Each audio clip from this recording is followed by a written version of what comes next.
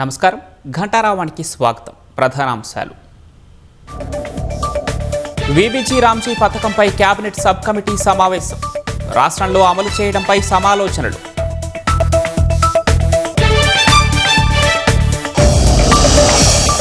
కర్ణాటకలో 3 రాష్ట్రాల సీఎంల చర్చల వివరాలు చెప్పాలన్న బీఆర్ఎస్. ఒప్పందాలను అసెంబ్లీ వేదికగా బయటపెట్టాలని డిమాండ్.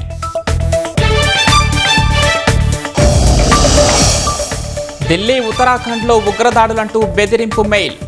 భద్రత కట్టుదిట్టం చేసిన పోలీసులు. హై అలర్ట్ ప్రకటన.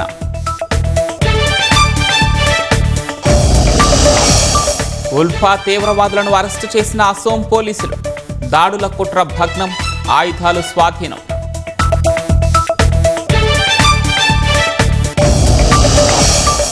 పశ్చిమాసియాలో మళ్లీ రాజుకున్న యుద్ధ జ్వాలలు.